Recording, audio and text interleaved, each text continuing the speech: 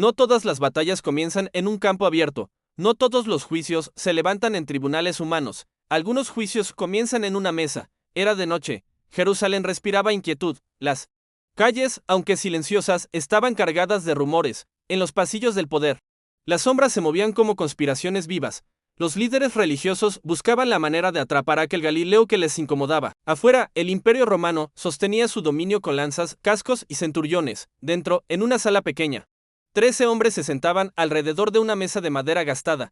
Compartían pan y vino, sin comprender del todo que estaban presenciando el inicio de algo mucho más grande que una cena de despedida. Aquella mesa no era un lugar de descanso, era un altar. No era un banquete más, era el prólogo de un juicio eterno. Jesús, el maestro que había caminado sobre aguas y dado vista a los ciegos, sabía perfectamente lo que estaba sucediendo. No se estaba despidiendo solamente de sus discípulos, no era un adiós sentimental. En ese pan partido y en esa copa de vino estaba inaugurando el juicio redentor. El destino de la humanidad entera se jugaba en aquella sala.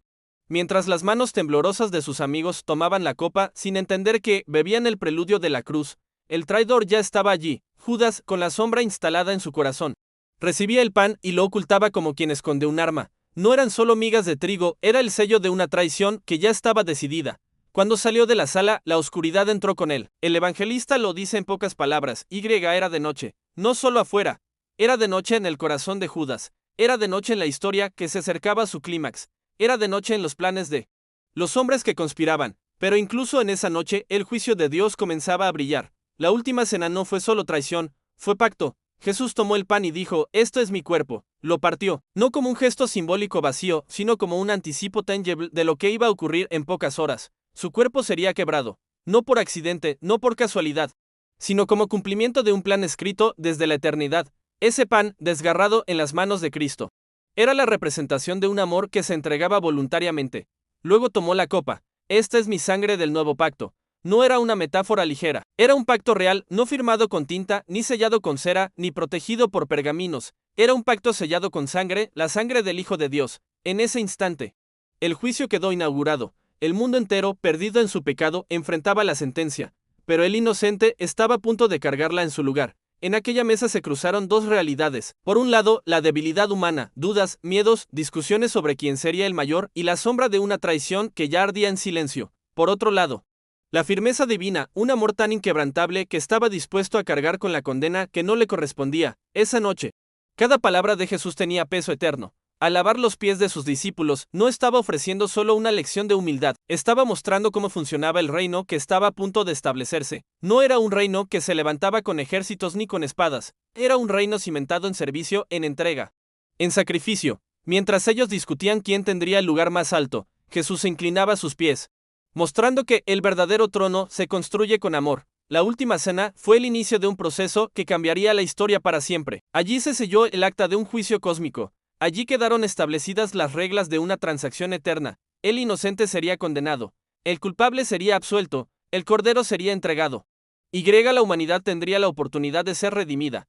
Cuando Jesús dijo: haced esto en memoria de mí, no estaba pidiendo un simple ritual mecánico, algo para repetir sin pensar. Estaba estableciendo un recordatorio perpetuo de que el juicio comenzó en una mesa. Cada vez que el pan y el vino se comparten, se proclama la sentencia más escandalosa y más gloriosa de la historia, que Dios tomó nuestro lugar. Piensa en el contraste. Los tribunales humanos se levantarían horas más tarde, con jueces corruptos y testigos falsos. Allí condenarían a un inocente sin pruebas reales, pero el verdadero juicio ya había comenzado antes. En la mesa, no con acusaciones, sino con pan y vino. En silencio, pero con un peso más grande que cualquier veredicto humano. La cena terminó, pero el juicio apenas empezaba. El huerto de Getsemaní aguardaba con sus sombras. Allí, Jesús sudaría gotas de sangre al cargar con el peso del pecado del mundo. El beso de traición caería sobre su mejilla. Los azotes desgarrarían su espalda. La cruz se levantaría como un madero de condena y redención. Todo eso estaba ya contenido en el instante íntimo en que unos pocos hombres comieron y bebieron con el Salvador. Esa noche no fue una despedida, fue la apertura del tribunal celestial, fue la antesala de la redención, fue el día en que el juicio de Dios descendió a la tierra y el amor decidió declararse culpable para que tú y yo pudiéramos ser declarados inocentes. El pan partido nos recuerda que el cuerpo de Cristo fue quebrado para darnos vida. La copa compartida nos recuerda que su sangre fue derramada como precio por nuestra libertad. Y cada vez que lo recordamos, volvemos a esa sala pequeña de Jerusalén, a esa mesa donde comenzó el juicio que cambió la eternidad. el traidor salió y la noche cayó, pero en esa misma oscuridad brillaba el pacto más luminoso que la humanidad haya conocido, porque en esa mesa se nos mostró que el juicio de Dios no es solo condena, es también gracia, es justicia que se cumple. Pero en el cuerpo y la sangre de un inocente que decidió amarnos hasta el fin, el juicio que comenzó en una cena sigue teniendo eco hasta hoy, cada vez que nos acercamos a la mesa del Señor. No lo hacemos como un simple ritual, sino como un recordatorio solemne de que allí comenzó nuestra libertad, allí comenzó nuestra absolución, allí comenzó nuestra redención. Y así, lo que empezó con pan y vino, con gestos sencillos y palabras profundas, se extendió hasta una cruz en las afueras de Jerusalén.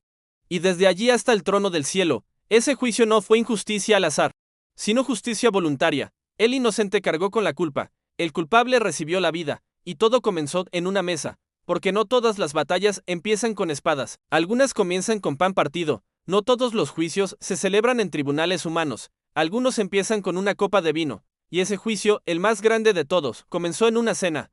Esto fue alerta bíblica.